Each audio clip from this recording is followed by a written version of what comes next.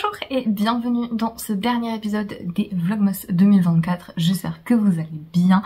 Merci beaucoup de me retrouver pour cette nouvelle vidéo où on va fêter le passage au Nouvel An.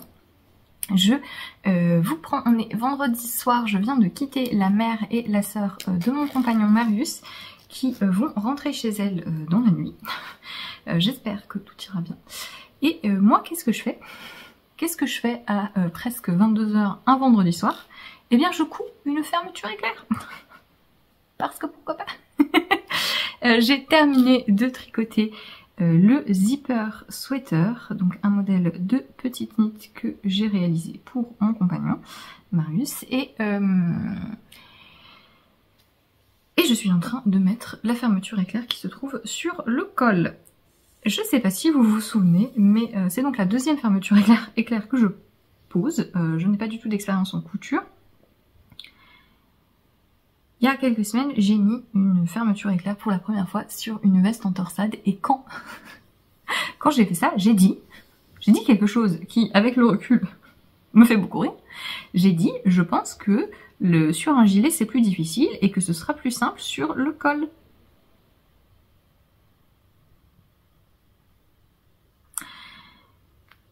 Plusieurs d'entre vous m'ont dit que vous aviez tricoté ce modèle et je pense que vous avez dû bien rigoler quand je dis ça. Parce que placer la fermeture éclair, eh bien ma foi, ça a été assez rigolo. Puisqu'en fait on doit coincer la fermeture en sandwich. Donc vous voyez ici qu'on a le col ouvert et on a deux couches de tricot et on doit placer la fermeture en sandwich avant de commencer à la coudre. Et sauf que ça a été fort pénible. Alors j'ai très vite compris comment faire puisque heureusement pour nous il y a une vidéo sur le site de la créatrice Petite Knit qui montre toutes les étapes comment faire. La vidéo est très claire, très bien faite, mais au niveau exécution, en fait ça a été très difficile d'épingler d'un côté sans attraper l'autre côté, vraiment pas pratique du tout. Mais je pense m'en être sortie. Après ma pause est pas très propre, je pense que je vais aussi avoir un petit souci, que ça va un peu gondoler. Surtout il va falloir que je fasse très attention. Donc, vous voyez là j'ai cousu ce côté là, jusque là à peu près. Faut que je continue à regarder la vidéo puisque dans la vidéo elle dit de s'arrêter un petit peu avant puisqu'on va ajuster la longueur de la fermeture. Et je pense que quand je vais coudre l'autre côté, il faut que je fasse très attention à ce que le bout de mes côtes, ici sur le col, soit bien en face, parce que sinon ça va un petit peu m'agacer. Si ça gondole un peu, c'est pas parfait, vous voyez là le bord en fait, c'est pas super net, ça me convient quand même, mais si les côtes sont pas alignées, ça va être terrible. Donc voilà, va falloir que je fasse un petit peu attention à ça. Et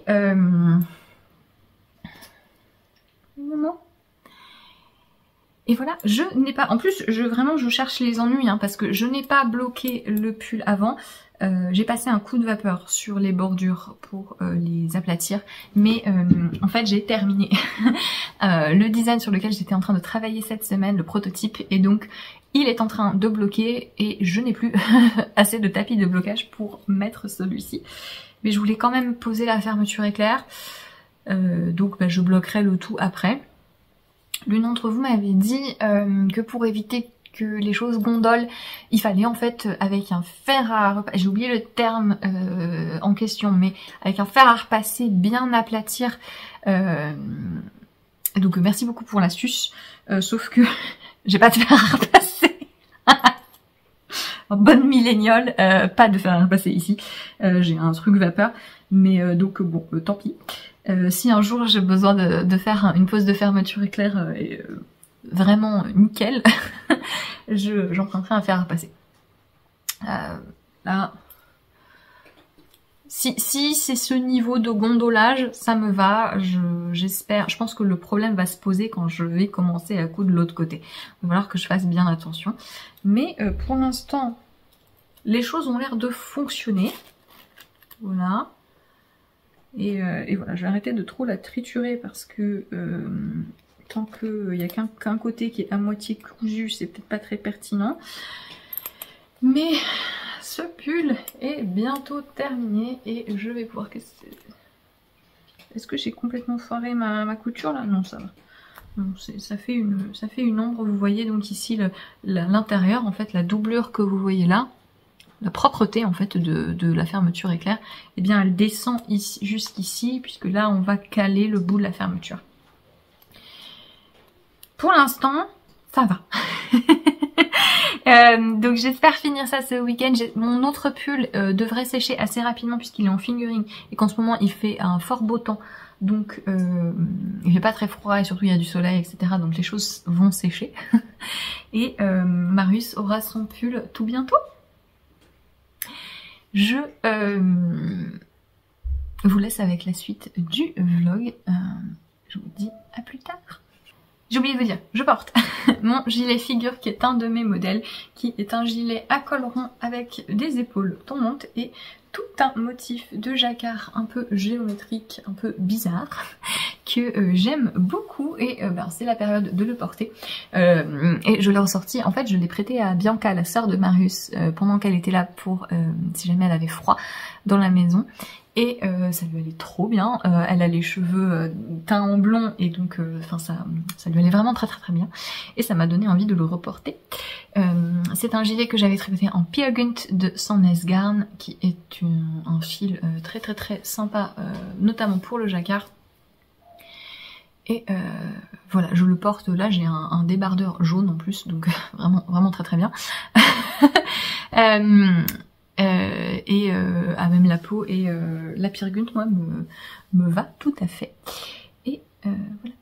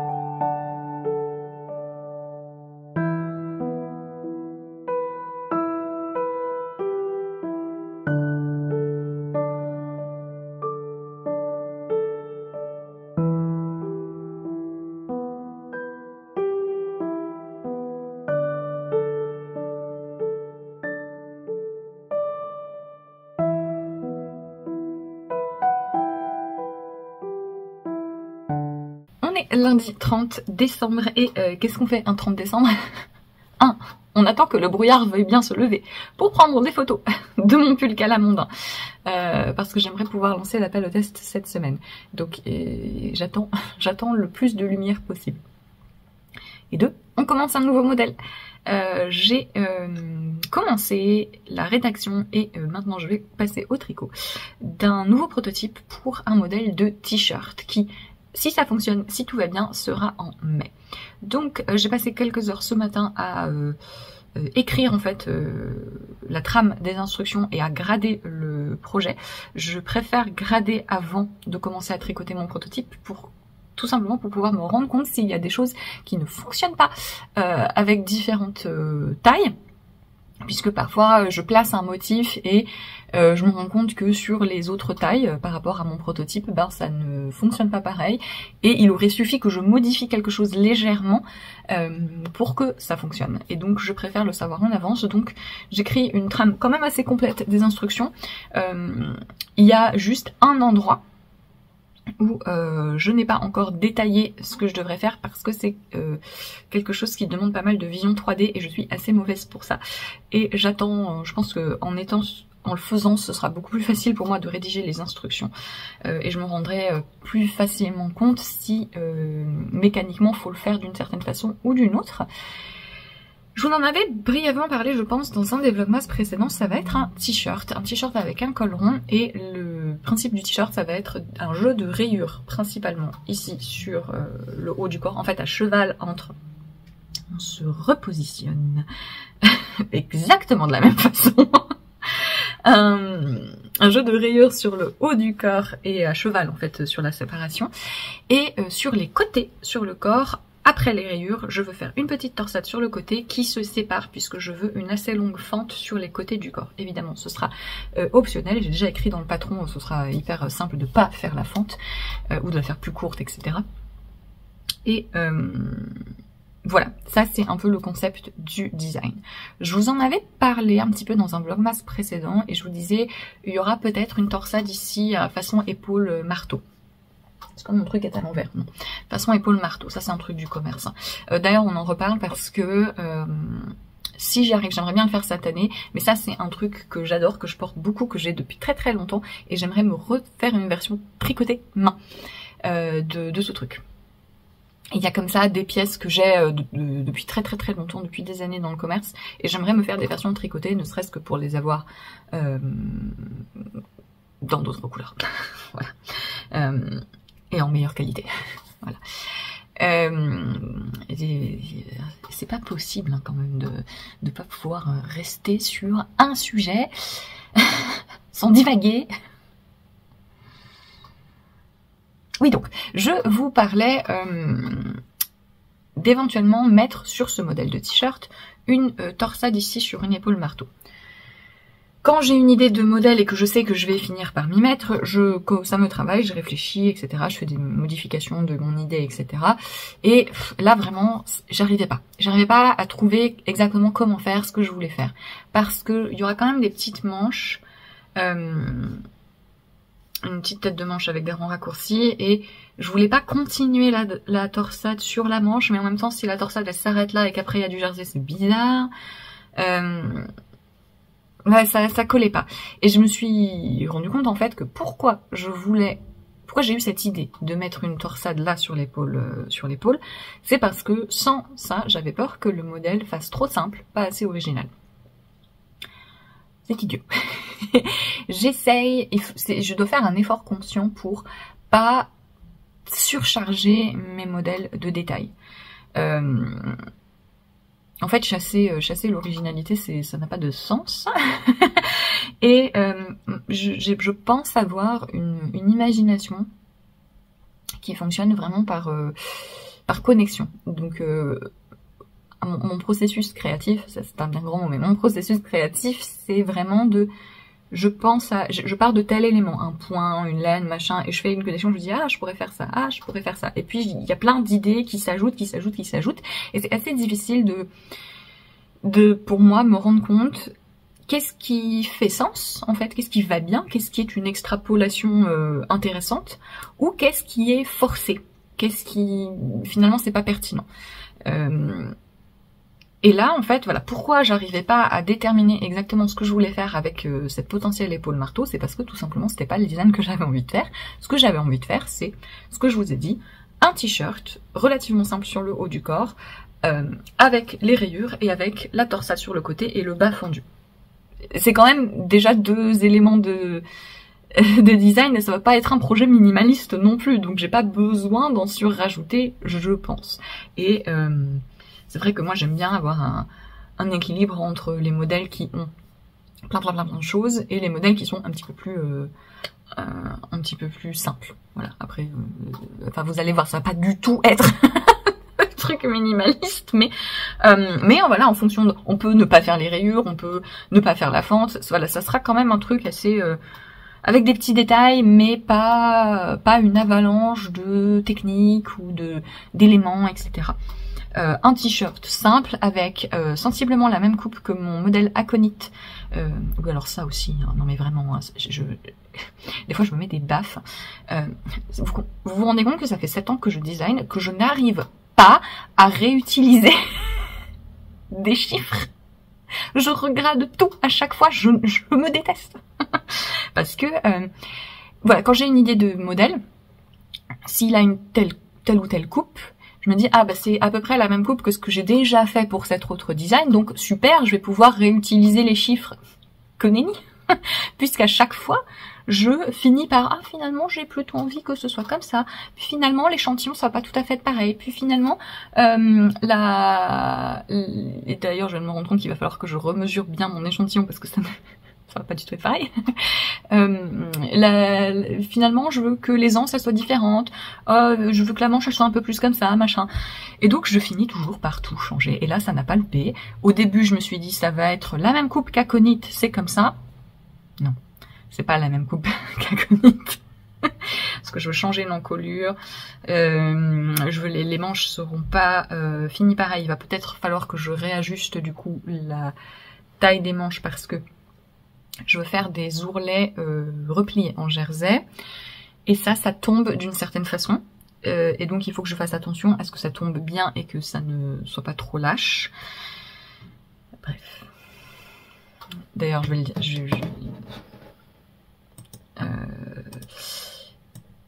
je vais descendre de numéro d'aiguille déjà, je le sens tout de suite. Oui. Vous voyez déjà. Et je fais que remodifier à chaque fois. Ça m'énerve. Je m'énerve. Voilà, là, il va falloir que je réécrive tout ce que j'ai déjà écrit parce que je viens de me dire, ah, il faut que le numéro d'aiguille. Le numéro d'aiguille est pas bon. Donc, il va falloir que je réécrive tout ce que j'ai fait ce matin.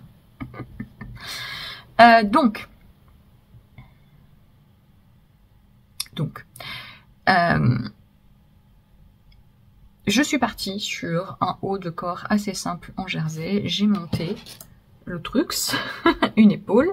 Ça, normalement, c'est l'épaule devant gauche. Voilà. Superbe. Très, très parlant. Là, vous voyez bien ce que je veux faire. J'utilise la coton mérino de Knitting for Olive, vraiment un fil de printemps-été que j'adore.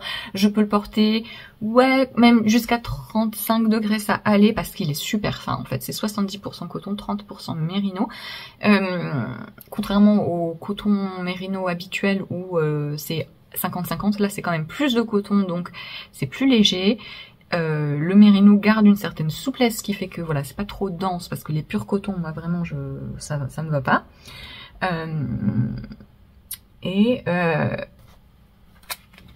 La finesse du truc fait que c'est suffisamment frais pour une bonne partie de l'été. Donc c'est un fil que j'aime beaucoup, et là comme ça va être un petit t-shirt printanier. Mon coloris principal c'est celui-ci, c'est le Blueberry Ice Cream, qui est un lavande très très mignon. Et donc je vais faire mes rayures avec ces deux couleurs là, Dark Ochre et je commence à parler en anglais, c'est super, et Rhubarb Rose. Donc ocre et rose rhubarbe. Pas du tout rose rhubarbe, mais ok. Voilà. Ça fait très glace. Ça fait très printanier. Et voilà, c'est le projet. Le truc que je n'ai pas encore gradé, enfin si c'est gradé, mais c'est pas écrit exactement comment faire, c'est la fente ici bas. Là j'ai une fente aussi, et en fait à cet endroit là, quand on tricote, il faut faire un petit peu attention parce que sinon ça peut s'écarter et ça peut ne pas être très joli. Sauf que moi il y aura une torsade, en fait il y aura une torsade là, et j'aimerais, ça c'est la théorie, j'aimerais que la torsade continue ensuite de chaque côté, la torsade va se séparer. Alors déjà, il me faut des torsades de taille différentes pour les différentes tailles, parce que si j'ai une torsade comme ça sur les plus grandes tailles, ça ne se voit pas. Après, ça peut pas être complètement proportionnel non plus, parce qu'une giga torsade, ça change la tension. Mais normalement, c'est bon. Faut que je fasse des proportionnalités machin pour vérifier que ça va aller. Mais j'ai quand même doublé la torsade pour les très grandes tailles. Il y a 3 tailles de torsade différentes. Et normalement, les choses fonctionnent. Maintenant, je vais commencer à tricoter mon prototype et voir si je ne me suis pas plantée. Magistralement. Faut que je réécrive le truc des aiguilles. Et voilà. Et éventuellement, j'aimerais bien prendre les photos de mon pull calamondin. Je vais aller voir en bas si la luminosité peut passer. Je pense que c'était pas trop catastrophique et voilà. Je suis super contente de ce que ça donne. Je suis très contente du tombé. L'encolure, c'est comme je voulais. Je voulais un raglan confortable, donc vous voyez j'ai pas mal d'aisance, mais comme on est sur de la fingering, ça reste quelque chose de fluide et que je vais pouvoir beaucoup porter. Parce que je me suis posé la question en le faisant, hein, le fait de faire un pull en fingering en jacquard avec pas mal d'aisance positive. Voilà, ça fait beaucoup de tricot, je sais que ça peut en décourager beaucoup, mais moi au niveau de la portabilité du truc, il n'y a pas photo. Ça permet du coup d'avoir de l'aisance sur le raglan, mais de quand même pouvoir mettre un manteau parce que le tissu est fin. Ça va être hyper facile à porter pour moi pour une grande partie de l'année et je suis vraiment très contente de ce que ça donne. Et j'espère, je vais éditer les photos, j'espère qu'elles vont bien rendre, mais c'est trop confortable, je suis ravie. Je suis bien contente des manches finalement qui se sont bloquées, et bien comme je l'imaginais. Et voilà. Au moment où vous voyez ce vlog, l'appel au test est déjà parti. Je le répète beaucoup, mais je le répète. Si vous voulez recevoir mes appels au test, il vous suffit de m'envoyer votre adresse email. Et ce n'est pas la peine de m'envoyer un message pour me demander si vous pouvez m'envoyer votre adresse email. Envoyez-moi juste votre adresse email. Voilà. Tant que je suis en bas, je vais faire un petit point sur mes projets perso. Mes chaussettes de l'avant.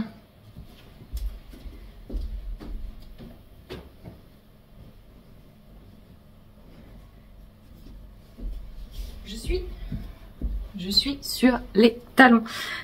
Puisque donc j'ai fini les 2 tubes. Finalement j'ai donc fait 30 rayures en tout.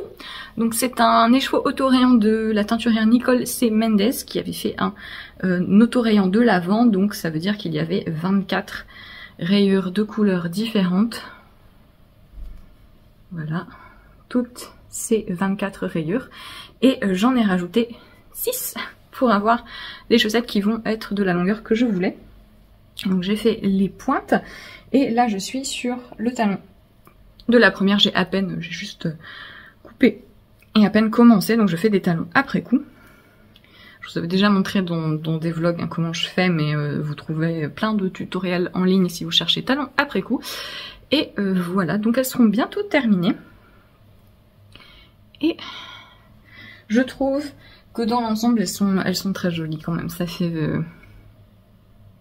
fait très frais et je suis vraiment contente du processus. Et je sais pas si je referai l'année prochaine, si je retrouve un auto-rayant de l'avant comme ça, je sais pas si je le referai, je verrai, parce que j'ai envie de faire, enfin je vous en avais parlé il y a longtemps, mais j'ai envie de faire des projets de déco de Noël, etc. Et en fait le truc c'est que je me réveille toujours mi-décembre, je me dis ah c'est Noël, c'est la fête, j'ai envie de faire des trucs de Noël, sauf que soit je suis prise dans des cadeaux, soit dans d'autres choses. Et je m'y mets jamais. Je voudrais notamment faire des stockings, donc des chaussettes. Les chaussettes à suspendre. De déco, vous savez, bon bref. Pas spécialement pour les utiliser et donc mettre des petits cadeaux dedans, hein, non, juste pour décorer. Il y a des petites figurines de la Lilala que j'avais envie de faire. Voilà, il y a plein de déco de Noël que j'ai envie de tricoter ou crocheter et je m'y mets jamais parce que je m'y prends toujours trop tard. Donc je pense que l'année prochaine, j'essaierai. Voilà. J'ai la volonté, en tout cas, d'essayer vers octobre-novembre de faire des projets de Noël et du coup ça avancera un petit peu sur l'avant et ce sera mon tricot festif. C'est l'idée en tout cas. Vous pouvez me hurler dessus si vous voyez que fin novembre, j'ai toujours rien commencé. Je vais vous montrer aussi mon nouveau projet, gros projet personnel que j'ai commencé le week-end dernier. Je vous avais montré des échantillons en Manchelopi puisque, alors il faut que je fasse attention à rien casser, puisque je vais faire un nouveau test pour Maya, qui est la créatrice derrière le pseudonyme Maya Things, et qui est notamment la designeuse de la veste Harmony, qui est le gilet en torsade que j'ai tricoté tout au long de ces premiers vlogmas. Et donc j'avais fait des échantillons en Manchelopi de Wool Dreamers, donc c'est un pré-fil, c'est-à-dire que c'est un fil non filé, qui se présente sous forme de gros cakes comme ça. Oh. Bon, on fait pas ça normalement, hein, voilà, on fait attention. Et c'est du mérino, donc c'est très doux, c'est moelleux, c'est beaucoup plus solide que les autres préfils que moi j'ai tricotés. Et c'est le coloris Vino Tinto. Et donc j'ai commencé le projet, donc c'est la Road Trip Jacket, c'est une surchemise avec un point texturé sur le haut du corps. Et j'ai fait un premier devant, je crois que c'est celui, c'est un devant, oui, puisqu'il y a la poche, c'est comme ceci. Et donc il y a une construction un petit peu particulière, intéressante, puisque on monte les mailles en fait ici, et on tricote la texture dans ce sens, donc de bas en haut. Voilà, donc on tricote la texture, ce sont des torsades avec des mailles glissées qui sont très sympas à faire, relativement simples, une fois qu'on a pris le coup de main, c'est toujours la même chose. Ensuite on forme l'encolure et l'épaule, et on rabat les mailles. Alors, quand Maya avait décrit son projet, j'ai trouvé son processus très très intéressant, parce que typiquement, ce genre de construction où on va rejoindre les épaules, on va tricoter les épaules, soit tout le pull ou juste comme là une petite particularité de bas en haut, et ben la préférence de la majorité des tricoteurs va à faire un rabat à 3 aiguilles ensuite là. Sauf que là, on ne peut pas faire de rabat à 3 aiguilles parce que la tension du rabat à 3 aiguilles serait beaucoup plus lâche que la tension avec les petites torsades. Et donc ça ferait une couture très très bizarre. Donc ce qu'il faut faire, c'est un truc que moi d'habitude je n'aime vraiment pas. Il faut rabattre en faisant une courbe. Et ensuite on va coudre les deux épaules ensemble. Voilà, il y aura l'autre épaule pareil qui va monter et je vais coudre ici. La dernière fois que j'ai fait ça, je crois que c'était un patron de Sari Nordlund, mais il y a longtemps, où voilà pareil, il fallait rabattre en quelque sorte en diagonale ou en escalier quand on le fait pas bien, puis coudre.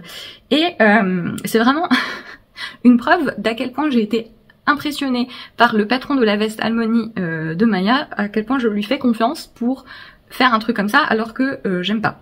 Et que ma dernière expérience avec ça s'était pas forcément très bien passé, puisque quand on fait le rabat, vous voyez là c'est des mailles qui sont rabattues sur l'épaule, il faut faire une petite manipulation pour créer une, pas un escalier, et vous voyez là comme c'est net la diagonale.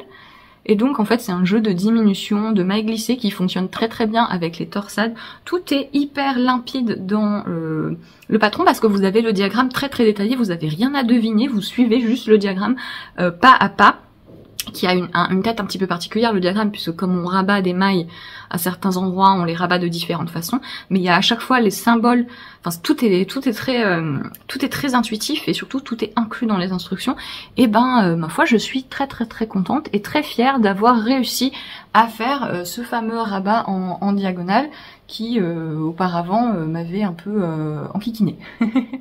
Voilà, alors je crie pas victoire trop vite parce qu'après il va falloir coudre, et coudre avec un préfil. Mais il y a des astuces dans le patron, il faut que je relise exactement ce qu'elle dit, puisque le prototype de la designeuse est en Utiden, donc c'est pareil, c'est le même problème.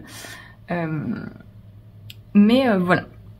Donc, une fois qu'on a fait cette texture, le col, va y avoir un col, c'est une chemise, hein, donc il va y avoir un col là, voilà, à peu près.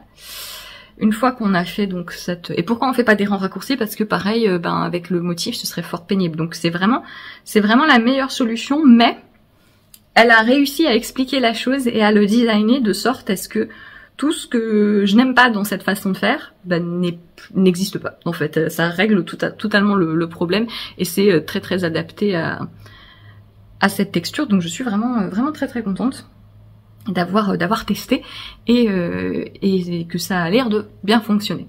Une fois qu'on a fait ça, on relève les mailles en bas là. Et cette fois, on va repartir dans l'autre sens et le reste du projet est bien tricoté de haut en bas. Donc on va faire, voilà, là j'ai monté la deuxième. Et vous voyez, j'ai directement commencé par la texture. Et donc ça va être là comme ça. Et je vais faire la même chose que ça en miroir. Donc là, diminuer pour l'encolure, puis faire la courbe d'épaule. Et ensuite, relever les mailles là en bas pour faire cette petite portion qui a été tricotée dans ce sens-là que vous voyez en jersey. Là, ce machin bizarre, ça va être le rabat d'une poche. Vraiment, la conception des modèles de Maya est vraiment... elle pense vraiment à toutes les petites étapes. Elle se dit pas... Il y a moyen de beaucoup simplifier les instructions en faisant des techniques plus basiques et moins pratiques. En fait, le truc, c'est que elle fait des... Là, les deux modèles que je vois d'elle, les deux patrons, quand je les lis, c'est vraiment l'exemple parfait d'un patron qui est très pratique à tricoter. Vraiment, tout s'enchaîne super facilement. Là, vous voyez, elle nous dit, vous montez des mailles, puis vous les mettez en attente. Ce sera pour le rabat de la poche, machin. Bon, moi, comme je suis un peu bête, j'ai mis des notes dans le patron. Je dis, peut-être faut préciser que les mailles sont à mettre en attente sur l'avant.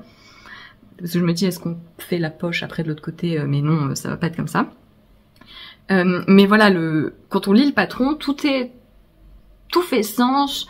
Il n'y a pas de truc trop pénible pour le tricoteur. Voilà, les techniques qui sont un peu spéciales, qui peuvent être difficiles d'exécution, comme la couture des épaules et le rabat en diagonale, là, comme ça, c'est présenté de manière hyper pratique pour le tricoteur. Par contre, qu'est-ce que c'est pas pratique à designer en fait? C'est vraiment, voilà, comme je vous dis, c'est le très bon exemple de truc où la créatrice se prend la tête pour qu'après, quand on le tricote, ce soit fluide, nickel. Et donc pour l'instant, ça se passe très bien, je suis vraiment contente. Et voilà, donc j'ai commencé le deuxième demi-devant. Après, on va faire dans le dos sensiblement la même chose, sans le zigouigoui pour la poche, parce que en fait, c'est voilà, des petites poches de chemise. Dans le dos aussi, il y aura la texture. On va joindre les épaules et ensuite on va rejoindre les demi-devant et les demi-dos ensemble sous le bras et tricoter le corps tout droit, c'est du jersey. Ensuite, il y a une courbe en bas comme une chemise sur les côtés. Et voilà. Alors, il va falloir que je fasse une modification. Donc j'ai déjà fait ma pénible et j'ai demandé à Maya si je pouvais essayer augmenter au niveau des hanches parce que donc c'est une surchemise et c'est prévu pour être assez long et descendre voilà sur les hanches. Moi si je fais ça, il faut que je fasse des augmentations pour que ça fasse une coupe évasée parce que je fais la taille 4 je crois qui devrait me donner une circonférence du gilet fini, ça se ferme, du gilet fini avec des boutons. Une circonférence, je peux pas, vous voyez comment mon cerveau fonctionne, vous voyez, j'ai une phrase, donner une circonférence du gilet fini, et en fait, à chaque fois, avec les boutons, ça se ferme, bref, la circonférence du gilet fini devrait être de 127 cm, ce qui, à mon tour de buste, me donne une trentaine de centimètres d'aisance positive. Par contre, mes hanches, c'est exactement la mesure de mes hanches au point le plus fort, autour de mes fesses, c'est exactement 127. Aussi. Donc j'ai 30 cm de différence entre mon tour de poitrine et mon tour de hanche. Et donc ce qui me donne 30 cm d'aisance positive au buste, sur mes hanches, ce serait 0 aisance. Et donc je veux pas ça parce que 1 c'est moche, 2 c'est pas confortable parce que si je veux le fermer, je ne peux pas marcher. Donc il faut que je fasse des augmentations pour récupérer un peu d'aisance au niveau de mes hanches. Quand je compare avec des trucs que j'ai du commerce, déjà il n'y en a pas beaucoup où effectivement ça me pose pas ce problème-là, et quand je compare avec d'autres tricots que j'ai pu faire, d'autres modèles qui sont pensés pour être évasés, j'ai pas besoin de 30 cm à nouveau d'aisance sur les hanches. Généralement, les trucs qui ont de l'aisance autour des hanches, c'est pas autant que ce qu'on a autour du buste. J'ai l'impression que 15 cm d'aisance positive autour de mes hanches, ce serait suffisant. Parce que je vais pas non plus le faire très très long. Et comme il y a la coupe chemise sur le côté, ça fait comme une fente. Donc j'ai pas besoin que ce soit très très très très large non plus, mais il me faut quand même de l'aisance positive. Donc tout ceci est sujet à changement parce que je vais voir quand je vais tricoter le corps. Une fois que j'aurai rejoint tout et que je tricoterai en jersey, je vais essayer de manière peut-être un petit peu plus instinctive de voir comment j'augmente. La théorie, c'est que je voudrais augmenter de 24 mailles, je crois, pour récupérer 15 cm d'aisance positive au niveau des hanches. Voilà, et donc obtenir un truc qui ferait 142, 143 au niveau de mes hanches de tour. Voilà. Donc, le truc c'est que en fait il faut que je répartisse mes augmentations parce que j'ai pas non plus envie que ça fasse vraiment un triangle, vous voyez. Je veux que ça paraisse un peu naturel, donc il faut que mes augmentations soient assez bien espacées. Mais comme on est sur un gros fil, je suis sur des aiguilles 5 mm sur le jersey. C'est pas la même tension, hein. Travaille avec 2 échantillons différents pour la texture et le jersey. C'est pour ça aussi qu'on relève les mailles là, parce qu'il faut relever un certain nombre de mailles, parce que sinon bah, c'est pas du tout la même tension. Comme je suis sur un assez gros fil, ça continue, hein. Comme je suis sur un assez gros fil, ma marge de manœuvre est moindre. Vous voyez là sur un truc en fingering, ben pour faire le raglan, pour augmenter le col, pour placer des tout petits motifs, j'ai plus de possibilités puisque chaque maille est petite, donc j'ai besoin de plus de mailles et j'ai plus de surface avec laquelle travailler. Là, sur un aussi grand échantillon, j'ai pas beaucoup de surface. Donc si je veux répartir mes augmentations pour mes hanches, j'ai pas beaucoup de marge de manœuvre parce que peut-être que je vais pas pouvoir les espacer autant que ce que je voudrais. Bah parce que tout simplement, il suffit que je tricote 2 rangs et ça fait déjà un espace comme ça. Vous voyez, et donc je vais très vite arriver en bas. Donc normalement, si je veux augmenter de 24 mailles, c'est 24, hein, je crois, je l'ai marqué sur ma page projet, mais j'ai oublié. Si je veux augmenter de 24 mailles, ça veut dire qu'il me faut 6 rangs d'augmentation parce que je vais faire une augmentation là, et pareil de l'autre côté. Et donc si je fais 24, il me faut 6 rangs d'augmentation. Donc je vais voir à partir du moment où je commence la courbe en bas et quelle distance j'ai pour y arriver en fait. Donc voilà, modification. C'est d'ailleurs, Maya en parle dans le patron, hein, elle explique que si notre circonférence la plus large c'est plutôt notre ventre ou les hanches, eh bien on peut augmenter, et au contraire si on a plus d'épaules, ce qui est le cas de Maya d'ailleurs, hein, Maya qui fait de l'escalade et qui du coup a pas mal de muscles au niveau du dos, bah elle explique que bah elle doit faire une plus grande taille là, et que si vraiment c'est très drastique, si on a une petite poitrine par rapport à son tour d'épaule, eh bien on peut diminuer, et il y a tout un paragraphe comme ça sur les modifications, tout est très bien pensé. Bref, et c'est hyper amusant à tricoter du fait de cette construction particulière, mais qui n'est pas prise de tête. Donc un plaisir. Ce projet, ça va être mon projet du week-end parce que avec la Manchelopi, je peux pas le tricoter sur le canapé puisque il y a un certain être avec des griffes et quand bien même il est gentil et mignon, je le mets pas à côté de la Manchelopi. Je fais pas confiance. Donc voilà, je me suis beaucoup amusée le week-end dernier à faire ce premier demi-devant. Et ça va être mon petit projet de week-end pour les prochaines semaines. Le pull zipper sweater que j'ai tricoté pour Marius est presque sec. En fait, c'est juste le col, il est encore un peu mouillé. Mais je demanderai peut-être à Marius s'il veut venir vous faire un défilé pour vous le montrer porté. Dans tous les cas, je ferai des photos sinon. Et oh non mais j'ai évité le drame. Hier soir, je sors de la douche, je vais dans la chambre et puis je vois Marius sur son téléphone qui regarde un truc et il me dit, qu'est-ce qu'il me dit? il me dit ah il était marrant Mota, c'est marrant Mota dans ta vidéo là, ce passage là c'est marrant. Et donc je me dis ah tiens il regarde. Je pensais pas qu'il regardait les vlogs. Et donc j'intègre, il regarde le vlogmas, ok. Et il y a eu un laps de temps de genre 2 minutes où je me dis non regarde pas. On a évité la catastrophe puisque dans le dernier vlogmas vers la fin, je vous explique que je voudrais faire un calendrier de l'Avent pour Marius pour Noël prochain et donc lui tricoter des choses et lui offrir 24 petits cadeaux. Et je pense que je me suis rendu compte du truc quelques secondes avant que je commençais à en parler dans le vlog, qu'il était en train de regarder. Et donc je lui ai dit arrête, tu regardes pas. Et donc il a formé l'interdiction de regarder les vlogs sur l'année à venir. Voilà. Il passe les passages où je parle de tricot parce que bon, le truc il fait 1h40, c'est interminable, hein, je sais pas comment vous supportez d'ailleurs. Et il regarde surtout les passages avec Mota, les balades, etc. Mais il aurait certainement entendu quand même que ça lui aurait gâché la surprise. Donc, in extremis, on a évité ça. Et d'ailleurs, je me suis fait un petit plan avec les 24 cadeaux. J'ai tout bien organisé. J'ai rajouté, je voudrais lui faire des mitaines aussi parce que il en a que je vais tricoter mais il y a des années. J'en ai fait 2 paires. Il y en a une, je ne sais pas où elles sont. Ce sont des mitaines noires en plus et je sais pas où elles sont. Je pense qu'elles sont toujours en Roumanie. Et une autre mitaine qui est vraiment, j'ai dû les tricoter il y a, je sais pas, il y a 7 ans. Il y a un énorme corbeau qui était gros. Il marche vraiment comme ça. Il est énorme.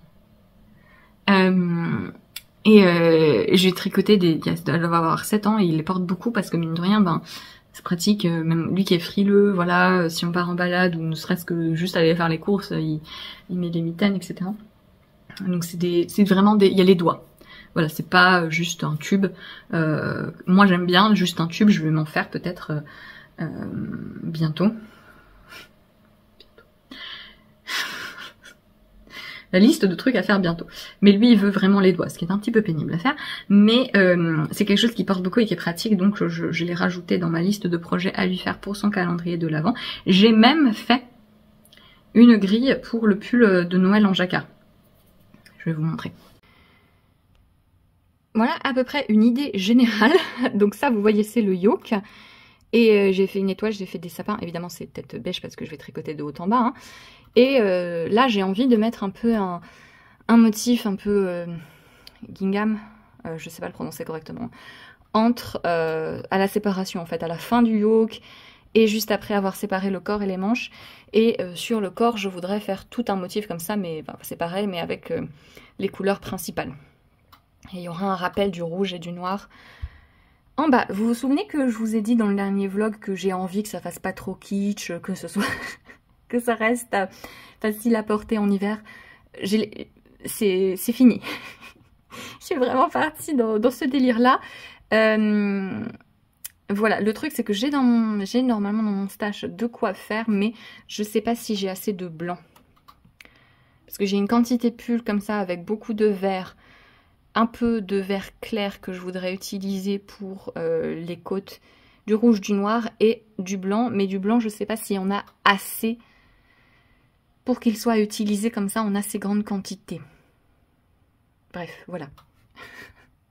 Le pull de Noël qui verra peut-être jour ou pas.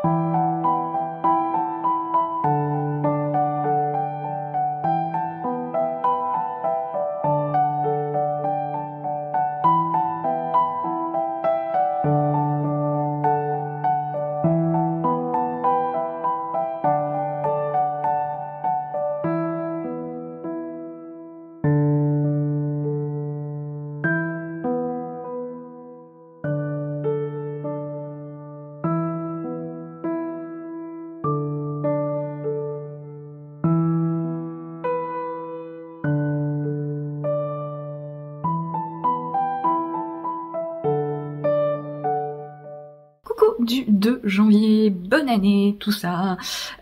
J'ai passé la journée du 1er hier dans mon lit à jouer à Pokémon, c'était super. On a quand même fait une longue balade parce qu'il faisait super beau.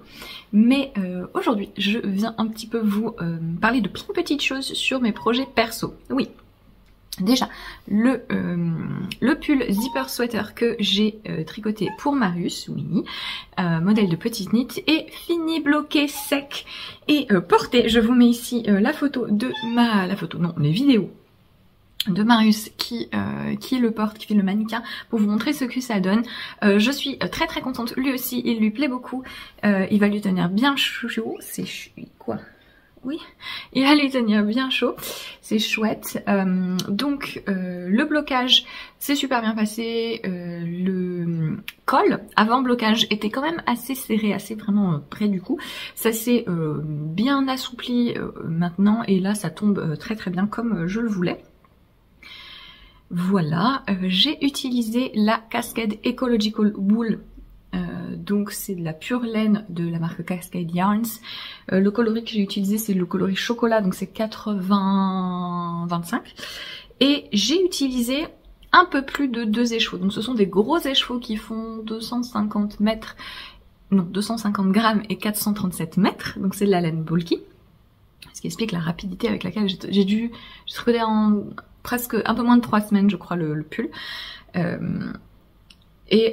Donc j'ai fait la taille M pour Marius et ça lui donne 16 cm d'aisance positive, donc c'est un petit peu moins que la recommandation du patron qui est de 25.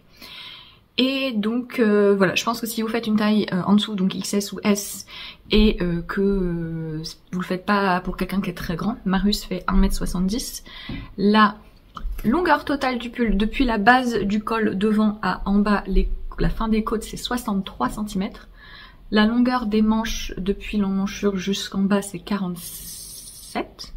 Et la longueur du corps depuis la base de l'emmanchure jusqu'en bas c'est 45. Voilà, tout est sur ma page Ravelry. Aparté, je tiens mes fiches projet Ravelry très à jour. Donc si vous cherchez des infos, des laines que j'ai utilisées, etc. De toute façon c'est toujours écrit dans la description. Mais si vous voulez des petits détails comme ça, les mesures, machin, éventuellement les aiguilles que j'ai utilisées, même si je rappelle que le numéro d'aiguille que telle personne utilise est parfaitement inutile comme information pour vous parce qu'on tricote tous différemment. C'est dans les pages projets généralement, donc vous pouvez aller regarder mon profil Ravelry et mes projets et vous y trouverez plein d'infos. Mais voilà, donc je pense que ça passerait dans 2 écheveaux de Cascade Eco pour une plus petite taille et quelqu'un qui est pas beaucoup plus grand.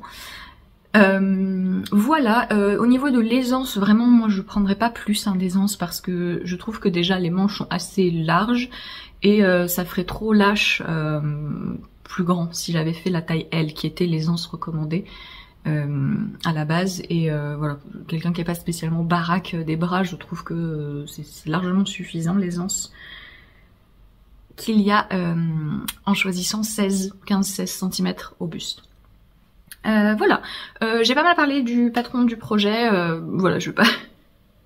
j'ai rien de plus à dire, patron trop clair et projet très simple et satisfaisant, un bon basique. Au niveau voilà de l'installation de la fermeture éclair, je vous avais laissé avec mes petites galères. Ouais, c'est pas très pratique, mais c'est en fait une manipulation, ça demande de la patience et de la dextérité. Je pense que les gens qui font de la couture, etc., ce sera beaucoup plus facile. Les trucs, il y a 2 trucs. Un, installer la fermeture, vraiment l'épingler. C'est pénible. Ensuite la couture, au début ça va, mais par contre après quand on coud en bas, là, c'est à nouveau pas pratique parce que là, on est au bout de la fermeture, donc on peut pas l'ouvrir plus, donc elle est un peu fermée, et donc il faut réussir à coudre sur l'envers alors que il faut accéder à l'intérieur d'une certaine façon. Donc voilà, c'est pas très pratique en termes de manipulation, mais malgré ça, je trouve que je m'en suis vraiment bien sortie. Donc voilà, c'est comme quoi, même si c'est un peu galère, je suis très contente du résultat. Je vois un défaut, c'est en bas.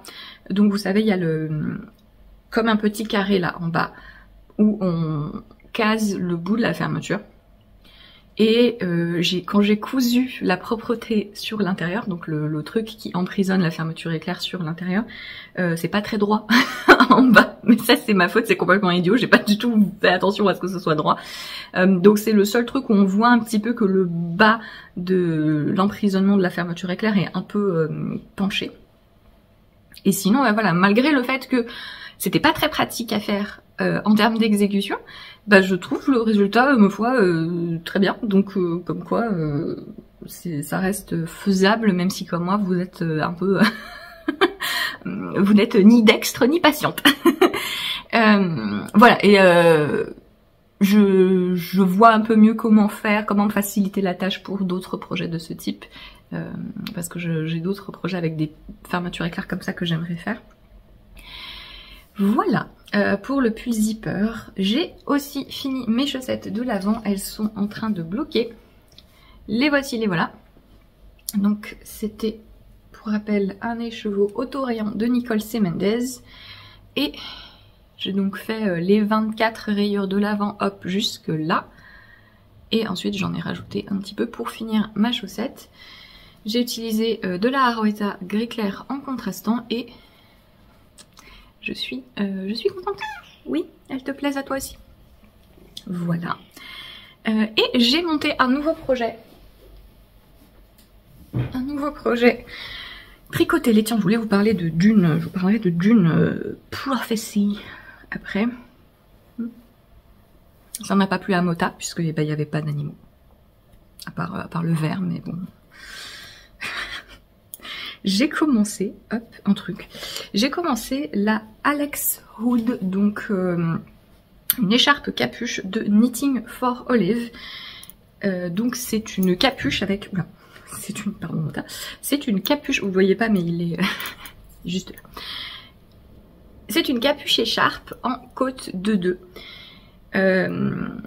Voilà. J'ai choisi de la tricoter en tenant en double de la Harwetta de Ficolana, donc une laine à chaussettes mérino nylon machin, et la Alva qui est la base dentelle alpaga de Ficolana. Donc c'est du pur alpaga, 175 mètres au 25 grammes. Voilà, donc c'est des... Il y a sensiblement les correspondances des couleurs, etc. Donc c'est une alternative au mohair, etc. Moi j'aime bien le mohair sans plus, et pour des trucs qui vont vraiment être autour de mon cou, ma tête, je préfère l'alpaga. Et donc j'ai pris le coloris Bordeaux, c'est 245. Donc ça se tient en double et on tricote d'abord les écharpes. Donc on va faire une écharpe, une partie de l'écharpe comme ça, une deuxième partie de l'écharpe. Ensuite on les rassemble, si j'ai bien compris on va faire un remaillage, un grafting là sur une partie qui sera dans le dos, dans la nuque comme ça.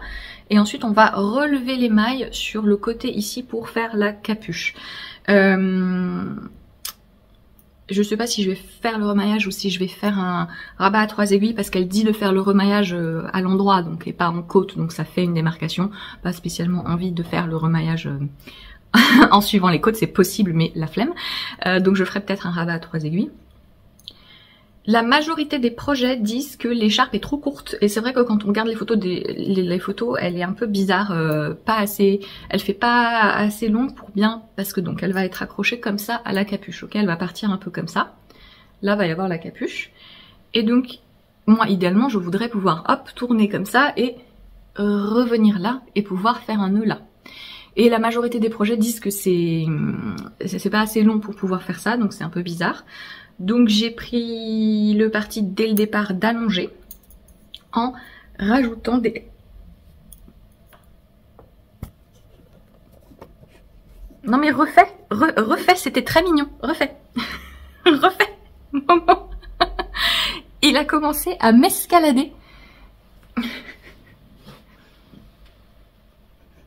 Oui.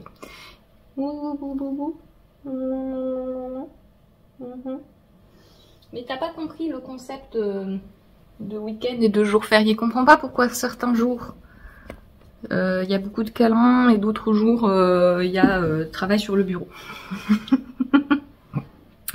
Donc Donc j'ai pris le parti d'allonger dès le départ.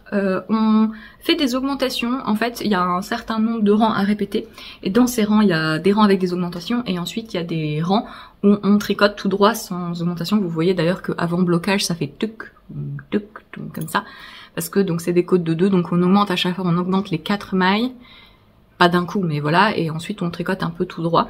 Et moi j'ai choisi de rajouter, je rajoute 6 rangs sur la partie toute droite. En tout, ça devrait me rajouter 60 rangs par écharpe, parce que je vais faire la même chose de l'autre côté. Ce qui devrait rajouter 20 cm à chaque écharpe. C'est peut-être pas assez, parce que là, j'ai pas tout à fait fini, mais c'est pas encore... je pense que je vais devoir rajouter encore après. Il y a encore de la marge de manœuvre avant de faire une manipulation pour préparer la capuche. Il y a un moment où je peux encore... tricoter tout droit et rajouter de la longueur comme ça, parce que là combien il me reste, 10, 15, 20, 25, 30, 35, c'est passionnant hein. Là j'ai 38 mailles, il faut que j'en ai, attendez je me suis plantée, 40... non c'est bon. J'ai 38 mailles, il faut que j'en ai 50, donc 42, 46, 50. Donc il va y avoir encore 3 fois ça. C'est peut-être pas assez. Donc si c'est pas assez, après je peux encore tricoter tout droit. Donc je ferai peut-être ça. Mais bah c'est assez voilà, c'est assez facile une fois qu'on a compris l'enchaînement des combien de rangs d'augmentation on fait. En fait il faut augmenter de sorte à pouvoir refaire les côtes de 2. Vous avez sur les côtés 4 mailles endroits qui roulotent un peu. Pour c'est assez sympa comme finition, j'aime bien. Et voilà, le patron est assez clair. J'aurais aimé qu'il donne plus, enfin il n'y a pas assez de détails techniques, notamment pour pouvoir allonger l'écharpe si on veut. Je pense que ça aurait été, enfin présenter les choses en donnant des mesures, ça aurait permis aux gens de plus facilement adapter la longueur. Mais sinon, je crois que c'est le premier patron de Knitting for Olive que je lis. Et voilà, sinon ça reste relativement simple. Et j'ai hâte de continuer. Donc je le tricote le soir, c'est le tricot-télé, et donc on a regardé Dune Prophecy, donc la série HBO, qui en gros adapte les livres du fils de Frank Herbert, dont j'ai oublié le prénom, qui étend l'univers de Dune et qui notamment parle de la... des Bene Gesserit. Je prononce certainement ça très mal. C'est un peu le problème que quand on lit des trucs de fantasy ou de science-fiction, on prononce les trucs comme dans notre tête et après on se rend compte que c'était pas forcément la bonne prononciation. Je ne sais pas comment c'est censé être prononcé. Mais bref, donc c'est il y a que 6 épisodes. On a bien aimé. Alors moi j'aime bien Dune sans plus... Enfin, me faire... J'ai un peu du mal à expliquer mon problème avec Dune, que ce soit les livres ou les films. Je parle les 2 films récents de Denis de Villeneuve. Le film avec Sting en slip. J'apprécie le concept, j'apprécie que ça existe, mais j'essaie de l'ignorer. J'ai un peu de problème avec Dune, c'est que j'aime bien l'univers, j'aime bien l'histoire, etc. Évidemment. Mais la façon dont c'est raconté, ça fait que j'ai un peu l'impression que le truc se spoil tout seul, dans le sens où je me demande jamais qu'est-ce qui va, j'ai hâte de voir ce qui va se passer. Je suis jamais comme ça quand je regarde un film d'une, quand j'ai lu les livres, hein, pas tous les livres et un peu en diagonale à cause de ça, parce que je suis jamais là à me demander j'ai hâte de voir, il y a pas d'intrigue, voilà, j'ai pas de sentiment d'intrigue, pas qu'il y a pas de surprise, parce que si, et en plus enfin je sais les grandes lignes, en lisant les livres je sais, enfin ça part dans des délires, donc il y a des éléments de surprise, mais il n'y a pas de suspense pour moi, parce que quand il y a un événement, soit un personnage vient nous prévenir juste avant que ça va arriver, soit dès qu'il y a un élément de mystère, on a tout de suite une explication, en fait, tout de suite une révélation. Il n'y a pas de moment où on se dit voilà, je suis pas dans l'attente, dans le puzzle. Enfin, je suis pas à me dire, ah, mais qu'est-ce qui se passe? Alors que ça devrait être le cas, vu la complexité de l'univers, vu les manigances politiques, etc. Mais j'ai pas ce truc à me dire, voilà, à être dans l'attente. Alors donc j'apprécie, mais là, je suis pas hyper investie dans l'univers de Dune. La série, là, Dune Prophétie, je trouve que ça fait pas trop ça. Ça répare un peu mon problème. Peut-être au détriment d'une... Enfin, c'est un peu au détriment de la complexité de l'histoire. Je trouve que du coup, les intrigues sont un petit peu plus simplistes. En même temps, il y a que 6 épisodes, c'est un peu... c'est pas... Ça donne pas l'impression que c'est trop rapproché, c'est juste que parfois, je trouve que au niveau des motivations des personnages, il y a certains trucs qui sont un peu simplistes. Enfin, le coup de le cliché de la femme jalouse, moi ça m'énerve, clairement. Voilà, c'est plutôt voilà la motivation des personnages et les manigances. Je trouve que c'est un peu plus convenu, mais ça fonctionne quand même bien. Je trouve les acteurs super. C'est très beau aussi. J'aime bien le fait que ça reprend les mêmes éléments visuels que les films de Dune. Je sais pas du coup si les droits sont communs parce que souvent il y a ce genre de problème que quand il y a une franchise qui est divisée en différents trucs, ben ils ont pas le droit de reprendre le même style de truc. Ça arrive au Seigneur des Anneaux notamment. Mais là, si on retrouve la même ambiance que dans les films, pas aussi Denis de Villeneuve, moi j'aime beaucoup son esthétisme, donc c'est pas aussi beau, mais c'est quand même très bien. La bande originale est, j'adore. Alors un peu au début je pensais que c'était Ramin Djawadi, donc le compositeur de notamment de Game of Thrones, etc. parce qu'il y a un peu et de Westworld, il y a un peu cette ambiance, mais non, c'est pas lui, c'est quelqu'un d'autre dont le nom m'échappe. Mais la bande originale de Dune Prophétie est très très bien, faut que je l'ajoute à ma playlist. J'écoute beaucoup de bandes originales, notamment quand j'écris mes patrons, etc. Ouais, j'aime beaucoup les 2 actrices principales, notamment j'adore Emily Watson de base. J'ai un gros coup de cœur pour le personnage de sa sœur, donc Tula, c'est mon personnage préféré. J'ai adoré l'actrice, je la connaissais pas très bien et je l'aime beaucoup. Je trouve qu'elle est géniale. Quel plaisir d'avoir une série où les personnages principaux ne sont pas des jeunes. Enfin, c'est vrai que dans beaucoup de divertissements, c'est toujours des gens qui ont 20 ans, quoi. Et si moi, ça me gonfle, alors que j'ai 32 ans, j'ose pas imaginer plus tard à quel point cette espèce de focalisation toujours sur les récits de jeunes personnes, c'est un peu dommage. Là, pour le coup, non, c'est des personnages qui sont la cinquantaine, entre 50 et 60 ans. Et donc, quel plaisir. Le Ragnar qui joue que des mecs louches, c'est vraiment super cet acteur. J'ai bien aimé Mark Strong, vraiment. L'impératrice, c'est marrant, c'est la même actrice que la reine Calante dans la série The Witcher, c'est drôle. Bref, les acteurs, je suis très très fan, j'ai bien aimé. Je sais qu'il va y avoir une saison 2, déjà ils ont renouvelé, c'est cool. Oui, j'ai bien aimé d'une prophétie, sans pas gros coup de cœur, mais j'ai quand même bien aimé. Je voulais dire un truc, j'ai oublié. Oui, par contre, en parlant de personnages jeunes, l'actrice qui joue la princesse, c'est juste Winona Ryder, en fait, on est d'accord, ils l'ont clonée. Elle me ressemble tellement, c'est dingue. Mais voilà, donc pour la petite section divertissement, j'attends la saison 2 de Sévrance. Écoutez, je ne vis que pour ça, ça fait des mois, je ne vis que pour ça. Si vous avez pas vu la série Severance, que vous aimez la science-fiction, dystopie, etc. Alors c'est pas un univers de science-fiction comme June, hein. C'est un univers de science-fiction plus voilà dans la dystopie. C'est vraiment très très cool. Si la saison 2 est... non, j'allais dire si la saison 2 est aussi bien que la saison 1, ça deviendrait une de mes séries préférées, mais en fait non. J'ai tellement adoré la saison 1 qu'il suffit que la saison 2 soit médiocre et ce serait quand même exceptionnel par rapport à quel point j'ai adoré la saison 1. Mais voilà, j'attends, mais ça va commencer à paraître mi-janvier, mais je vais sans doute attendre que ça finisse. Donc va falloir que j'attende jusqu'en mars. Je crois que toute la saison soit sortie. Mais regardez Severance, c'est vraiment très très bien.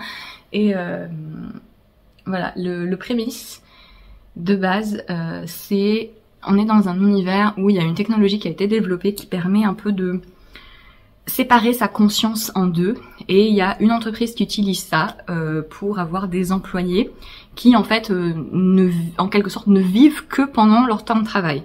Et donc c'est des gens qui ont fait le choix de un peu séparer leur mémoire et leur personnalité en deux, entre la personne qui sont dans leur vie au quotidien et la personne qui sont quand ils vont au travail. Donc l'idée derrière, c'est de pas ressentir l'ennui du travail, voilà, en quelque sorte, puisque tu n'as pas conscience d'aller au travail tous les jours, et de quand tu travailles, de pas être impacté par ta vie, ton quotidien, etc. Donc vous vous doutez bien qu'évidemment il y a toute une idée derrière, que l'entreprise a pas forcément des intentions hyper nettes, hein, dans l'utilisation qu'elles font de ce processus. Et il y a vraiment il y a des trucs qui se passent dans cette entreprise. Vers la fin de la première saison, on voit juste des petits bouts d'autres départements, des gens qui y travaillent. On comprend pas ce qu'ils font, on ne sait pas ce qu'ils font dans cette entreprise, on comprend pas quel est leur travail, mais ça a l'air bizarre. Et enfin bref, c'est exceptionnel. J'adore cette série, je vous la conseille 1000 fois. Et j'ai vraiment hâte de voir la saison 2. Et je sais pas ce qu'on va regarder en attendant. Mais ce sera en tricotant ma Alex Hood. Je vous reprends plus tard pour vous parler des designs sur lesquels je suis en train de travailler. Bah alors, c'est difficile. 2025 déjà compliqué visiblement. Alors, j'ai pas mal avancé sur le petit, pas mal oui et non, sur le petit t-shirt qui est le modèle que je tricote en ce moment. Et donc, j'ai fait le devant et vous voyez un peu ici ma section de rayures. Et j'ai commencé le dos, et donc là je suis sur le dos et j'essaie de rattraper. J'y suis bientôt. Avant de rattraper l'endroit où je vais faire aussi mes rayures. Dans le patron, il y aura un petit peu un mélange d'instructions entre les mesures à atteindre, par exemple au niveau de la profondeur du col et de la hauteur totale d'emmanchure. Le patron dira tricoter jusqu'à X centimètres, mais je vous donnerai quand même des rangs à faire, un certain nombre de rangs à faire après le montage du col ici dans la couleur principale. Ici je vous dirais faites 2 rangs dans cette première rayure, parce que alors tout ceci supposant que les personnes souhaitent suivre mon motif de rayure, parce que évidemment ce sera complètement modifiable et on pourra faire les rayures qu'on veut, le nombre de couleurs qu'on veut, où on veut, les commencer plus tôt, voilà, les faire, pas les faire du tout, voilà. Mais en fait mon idée c'était ma vision pour le modèle, c'est un placement de rayures. Et donc là, vous voyez par exemple, ici c'est la fin du haut du devant. Et ensuite, je vais rejoindre en rond pour le corps. Et il y aura cette rayure ocre. Elle va être répétée de la même longueur après en rond sur le corps. L'idée, c'était d'avoir cette rayure-ci à cheval entre le haut du corps et le bas en rond, quoi. D'avoir une fine rayure rose juste avant, et après la rayure ocre, je réutiliserai le rose pour une rayure un petit peu, peut-être 3 fois l'épaisseur de celle-ci. Quand je design des rayures, je fais plus à vue de nez, en fait, je fais pas de calcul de proportion, etc. J'attends plus de voir, ok, cette rayure-là, oh, j'aime bien, je vais changer à ce moment-là, etc. Et donc là, pour grader, c'est un petit peu particulier parce que pour moi ce qui est important c'est le placement de cette rayure ocre. Et donc le nombre de rangs exact sur la rayure ocre va un peu varier parce que ça va dépendre de la hauteur d'emmanchure totale. Et je voulais absolument laisser la liberté qu'on a quand on travaille en centimètres. Parce que vous voyez par exemple mon pull calamondin. qui est le raglan en jacquard. Ben là, l'échantillon en rang, c'est pas négociable parce que sinon on se retrouve avec une emmanchure qui va être bien trop basse. Donc, va falloir faire très attention. Là, il n'y a pas de raison que ce soit si rigide en fait. Donc si l'échantillon en rond n'est pas tout à fait correct, si on a envie de modifier la profondeur d'encolure, voilà, ou la profondeur d'emmanchure aussi, hein, si on a envie d'adapter cette mesure-là et par conséquent le tour de bras, c'est possible et il n'y a pas de raison d'être aussi rigide. Donc bah, j'essaie d'éviter de rajouter des contraintes qui n'ont pas lieu d'être. Et donc là, vous voyez, là, quand on tricote tout droit, le patron vous dira vous tricotez jusqu'à X centimètres. Par contre, après, ici, quand on a monté les mailles sur le devant du col, là, je dis tricoter X rang, parce que ça correspond à peu près au placement que je veux grader de telle sorte à ce que ça tombe à peu près correctement, je l'espère. En fait, ça va plus être une idée d'avoir les mêmes proportions, même si techniquement les rayures seront pas, commenceront pas exactement au même endroit ou seront pas exactement enfin, elles commenceront à peu près au même endroit, mais c'est juste qu'elles ne seront pas exactement de la même hauteur. Donc voilà, ça va être un petit peu... Ça fait un patron un peu bizarre en termes d'explication parce qu'il y a des fois où je parle de centimètres et des fois où je vous dis non, vous tricotez 2 rangs. Et en fait, c'est parce que je veux avoir un certain ratio entre les différentes couleurs et un certain positionnement des rayures à cheval en fait entre le haut et le bas. Donc ouais, ça...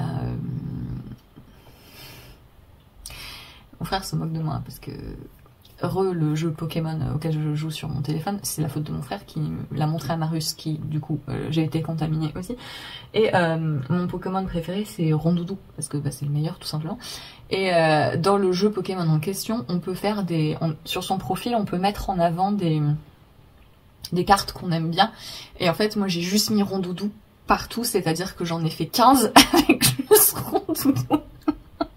Et du coup, mon frère dit que mon profil fait un petit peu peur. Et voilà. C'est un peu inquiétant parce que... Bref, voilà, donc il m'écrit des messages pour se moquer de moi. Voilà. Ça vous intéresse? Ça fait un peu... C'est des couleurs que porterait Rondoudou, vous voyez. Ouais. Ça fait très été... Faut que je trouve un nom à ce modèle. Ça va être un peu... Je sais pas pourquoi ça me fait penser à un chewing-gum, mais... La semaine prochaine, la semaine du 6, je serai un peu en repos. Donc ce prototype sera en pause et je le retrouverai mi-janvier pour certainement le terminer. J'ai hâte d'être sur la section avec les torsades, notamment pour voir si mon idée de fente va marcher, parce que c'est pas garanti. Puisque comme je vous le dis, je veux avoir une fente sur les côtés. Et donc il va falloir que je fasse une petite manipulation pour que la fente soit jolie. De 1, il va falloir que je fasse pas mal de calculs pour que tout se positionne correctement. Et parce que en plus après je voudrais faire des côtes, ça sera des côtes 2-2, donc il faut qu'il y ait un multiple de 4 plus 2 mailles. Et donc il va falloir que j'ajuste le compte mailles, voilà, il va falloir que je fasse quelques calculs. Et j'arrive pas à les faire en avance parce que j'ai du mal à visualiser les trucs, notamment sur un tour. Si je suis pas moi-même en train de tricoter en rond et que je peux pas vérifier, ok mon début de rang il est là, là c'est le devant ou le dos, et j'ai un peu de... Voilà, je m'en mêle facilement les pinceaux quand j'essaie de visualiser les choses de manière abstraite comme ça. Et donc j'attends d'être en rond pour faire tous mes calculs par rapport à la fente, vérifier que ça marche. Mais après il va y avoir un truc que au niveau de l'exécution, j'espère que ça va être joli parce que je vous l'ai expliqué je crois au début du vlog. Voilà, c'est un peu le problème des formats vlog, c'est que je ne sais plus ce dont je vous ai parlé au début, ce qui sera pour vous le début de la vidéo. Mais quand on fait une fente comme ça en tricot, ça peut... le joint, enfin c'est pas un joint du coup, un déjoint, voilà, la séparation peut être un peu détendue. Et Donc on peut faire des trucs pour éviter ça, mais j'ai un peu peur que le tricot fait avec ce fil soit trop mou pour que ça rentre bien. J'ai un peu peur que la légèreté du projet, qui est un avantage indéniable pour un t-shirt, pose problème pour cette histoire de torsade. Donc on verra. S'il faut, il n'y aura pas de torsade. S'il faut, il y aura une fente tout à fait différente. Si ça marche pas, j'essaierai différentes façons. J'ai différentes pistes. La manière où je suis sûre que ça fonctionnerait, c'est, vous savez, vous avez certains modèles où vous avez donc la fente, elle est comme ça, ok. Et plutôt que d'être comme ça, voilà, vous avez une des parties qui en fait est cachée sous l'autre. Le début de la fente est caché sous l'autre. Ça se fait en relevant des mailles sur l'envers. Sauf que là, j'ai pas envie de faire ça. Parce que je trouve que ça fait trop. Je trouve que c'est très joli pour un pull, mais sur un t-shirt, je n'aime pas trop l'aspect. C'est pas exactement ce que je voulais. Donc je vais essayer de juste faire un croisement, en espérant que ça suffise et que ça fonctionne. Mais voilà pour ce petit t-shirt qui est en cours. Je voulais vous dire aussi merci pour vos retours sur mes plans pour 2025. Donc je vous disais dans le dernier épisode de Vlogmas que pour 2025 j'allais passer sur un format vlog aussi plutôt que de faire des podcasts où j'enregistre tout d'un coup, etc. Donc bon, comme je me doutais, les gens qui regardent les Vlogmas c'est des gens qui aiment plutôt ce format là, donc voilà. Je voulais aussi préciser, parce que je pense que j'ai pas été très claire, je parlerai toujours de mes modèles de la même façon. En fait, je pense que, quel que soit le format, podcast ou vlog, je pense que je parle de mes projets de la même façon. Et que quand je présenterai mes modèles, je les présenterai au sein du vlog, un peu comme ce que j'ai fait avec le modèle Alda et le modèle Arène, qui sont sortis là en décembre. Je présenterai toujours au moment de la sortie, le projet, un aperçu de la construction, des idées de fil, des idées de modification, etc. Voilà, je pense que c'est un truc que j'aime beaucoup faire. Je pense que c'est aussi ce pourquoi les gens regardent mes vidéos quand ils veulent se renseigner sur un modèle. Donc ça va pas changer. Ce sera juste pas tout condensé au début de la vidéo. Ce sera, voilà, l'enrobage sera peut-être différent, mais le contenu, je pense, sera le même. Et voilà, je sortirai toujours des vlogs où il y aura des infos sur les modèles. D'ailleurs, je ferai donc un premier vlog en janvier. Comme je vous l'ai dit, il n'y aura pas de rythme fixe, donc je ne sais pas quand. Mais il y aura forcément un vlog en janvier, peut-être même deux. Et si jamais vous avez des questions sur n'importe quoi, que ce soit sur mon travail, sur le tricot, sur j'en sais rien, la lecture, d'autres choses, des questions perso aussi, ça me dérange pas. Si des choses me dérangent, je ne répondrai pas, mais généralement j'ai jamais eu de questions très intrusives, donc voilà. Ça fait un moment que j'ai pas fait de foire aux questions, donc je voudrais inclure une petite section foire aux sections dans le vlog qui sortira en janvier, je ne sais quand. Donc voilà, n'hésitez pas à me mettre en commentaire si vous avez des questions et j'y répondrai. S'il y a beaucoup de questions, peut-être que je ferai une vidéo à part, mais sinon ce sera inclus dans le prochain vlog. J'ai 3 patrons que j'ai repérés cette semaine que j'aimerais vous présenter rapidement. D'abord, petit aparté, je reviens sur un modèle que je vous ai présenté dans le précédent vlogmas, la capucharpe de Caledonia Dreaming, qui est un modèle d'écharpe capuche, un peu comme l'Alex Hood que j'ai commencé à tricoter, que je viens de vous montrer. Le modèle, quand je vous l'ai présenté, était gratuit sur Ravelry. Moi, je l'ai téléchargé pendant qu'il était gratuit. Il était gratuit pendant une petite semaine et maintenant, il ne l'est plus. Voilà. Quelques designers font ça pour faire monter la visibilité du patron, tout simplement, pendant qu'il est gratuit. Et bon, sauf que là, c'était pas marqué sur la fiche patron que c'était temporaire. Mais voilà, donc maintenant, le patron est payant. Mais 3 patrons que je voulais vous montrer qui sont sortis plus récemment. Le premier, c'est le Stamford Sweater de The Knit Pearl Girl, dont j'entends pas mal parler. Elle a plutôt bonne réputation en termes de gradation et en termes d'écriture de patron. Je serais très curieuse de tricoter un de ces modèles. Elle fait pas mal de jolis basiques.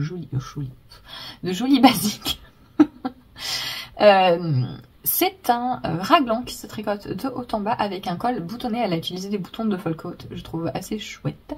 C'est un pull avec un échantillon de 20 mailles, donc qui se tricote en DK worsted. Elle a utilisé de la DK et un fil de dentelle mohair. Mais je pense que soit de la DK, soit de la worsted, ça fonctionne. Et c'est un patron qui est disponible en anglais au prix de 10,59 € pour convenir à un tour de buste de 75 à 155 avec une dizaine de centimètres, 10-15 cm d'aisance positive. Et voilà, donc je trouve sympa, j'aime bien le col comme ça. Elle a sorti en fait un autre modèle assez récemment, un peu dans le même esprit, mais avec un col un peu plus fin, un peu plus col V. Mais j'aime beaucoup celui-ci. Et ensuite, j'ai deux modèles de châles, deux modèles d'accessoires. Le premier, c'est le Sunfall Pattern de Linnea Ornstein. Donc, c'est un châle triangulaire avec un motif de coucher de soleil, comme ça, sur des montagnes ou des collines bleutées. Et en fait, on dirait de l'intertia, mais ce n'est pas de l'intertia. Ce sont des rangs raccourcis. C'est quelque chose que cette créatrice fait beaucoup. Elle joue beaucoup avec les rangs raccourcis. Et là, je le trouve très joli, très fin. C'est en point mousse et donc avec les rangs raccourcis on crée ces formes comme ça. C'est vraiment très joli, ça se tricote j'imagine de bas en haut, peut-être de haut en bas, mais je pense que c'est de bas en haut, oui. Et je le trouve très très joli. Je pense qu'il a une bonne taille, il est assez fin et allongé. Il se tricote en fingering légère. Il faut pas beaucoup de fil, il faut entre 400 et 420 mètres pour utiliser des restes, ça peut être très sympa. En fait, c'est un modèle qui avait été prévu pour un calendrier de l'Avent, donc il faut un mini de 50 et le reste c'était des mini de 20 grammes et il faut 1, 2, 3, 4, 5, 6, 7, 8 couleurs, donc 8, 9, ça c'est une autre couleur. Bref, il faut une petite dizaine de mini de 20 grammes et un demi-écheveau de 50 grammes. Je le trouve vraiment très très joli et le patron est disponible en anglais et en suédois au prix de 10,98 €. 88, pas 98. Je suis assez curieuse du travail de cette designer. Elle fait pas mal de châles comme ça.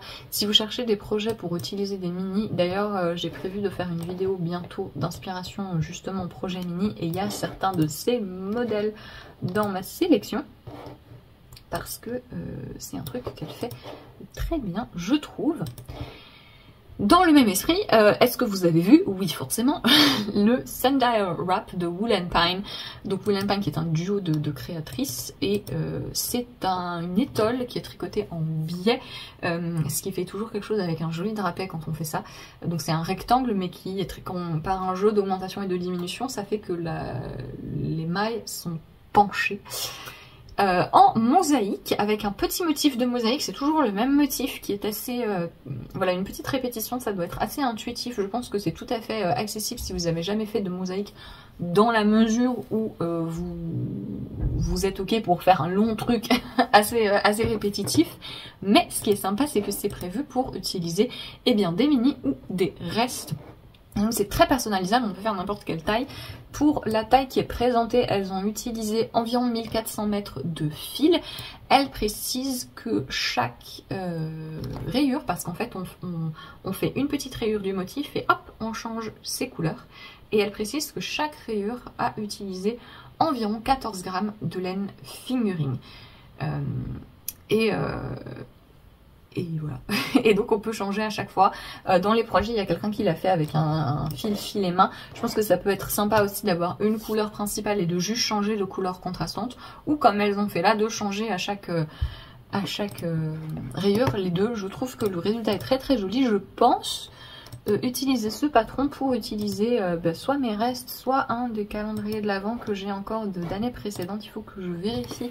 Il y en a un auquel je pense en particulier que je n'ai toujours pas utilisé. Je pense avoir assez pour faire la même taille que ce qui est présenté. Et il faut que je vois en fait si les couleurs fonctionnent bien. Mais voilà, donc c'est un patron en anglais au prix de 8,16 € et je les trouve, très très sympa. Comme souvent, très belle photographie chez Wool & Pine. Il y a des pompons au bout que j'aime aussi. Et voilà. Voilà pour les 3 patrons que j'ai repérés, dont j'avais envie de vous parler. Elle a sorti les Canada Mousse Socks. Oui, merci. Alors, je vais sur la page d'accueil de patron de Ravelry et que vois-je instantanément? Donc, annulez tout. Un 4e patron que j'avais envie de vous présenter cette semaine, ce sont les Canada Mousse Socks de Renard Endormi. Et en fait, c'est marrant parce qu'il y a vraiment une connexion entre moi et, et Fille de Nuage, parce que elle en a parlé dans ses vlogs récents, Fille de Nuage, et et en fait, le jour où elle a parlé de ce patron, genre 20 minutes avant, j'étais en train de regarder son vlog, et genre quelques minutes avant qu'elle commence à en parler, j'ai vu, je suis retombée sur la photo de Renard Endormi qui présentait ses chaussettes, et voilà, c'était un peu la coïncidence parce que j'aime aussi beaucoup ce modèle, j'ai prévu de me les tricoter.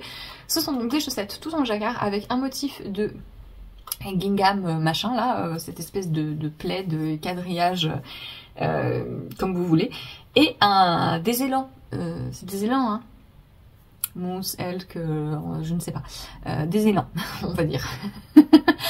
Sur la cheville, je trouve que on reconnaît bien l'élan, pourtant c'est pas évident de pas faire un truc qui ressemble à un renne, et donc là c'est très clairement un élan et ça rend vraiment bien, et j'aime beaucoup. Voilà, je les trouve très très sympas. Elles se tricotent depuis la cheville vers la pointe. Le patron est en anglais et en français au prix de 5,64 €. Il y a 3 tailles. Voilà, c'est des patrons de Renard Endormi. Je mets ça très vite dans ma queue. Et je vais chercher des restes d'Arwetta pour les faire. Voilà. Donc comme quoi j'ai bien fait de cliquer sur la page d'accueil des patrons de Ravelry pour avant de finir cette section. Puisque voilà. Je vous laisse là pour la fin de ce vlog. Il y aura peut-être quelques petites vidéos qui vont suivre. Merci beaucoup, c'est donc la fin des vlogmas. Merci beaucoup de les avoir suivis ce mois-ci. Merci énormément pour vos retours. Ça me touche toujours beaucoup d'avoir des commentaires sous les vidéos. J'ai pas forcément toujours le temps de répondre aux commentaires qui posent pas de questions, mais je les lis tous et je suis toujours hyper reconnaissante de votre soutien juste en regardant les vidéos. Je vous retrouve donc bientôt, je ne sais pas quand, mais bientôt, pour un autre vlog. Et si vous voulez me suivre sur Instagram, je suis relativement active, je poste régulièrement. Donc si vous voulez avoir les infos un petit peu plus directement, disons, sans avoir le délai du vlog, eh bien ça se passe par là. Merci beaucoup d'avoir regardé les vlogmas. Je vous souhaite encore une fois une très belle année 2025. Je vous souhaite plein de paix, d'apaisement, de tranquillité, de santé, etc. Et ma boule noire et moi, vraiment complètement endormie. On vous souhaite une très belle fin de journée, soirée en fonction de quand est-ce que vous regardez, et je vous dis à bientôt. Salut!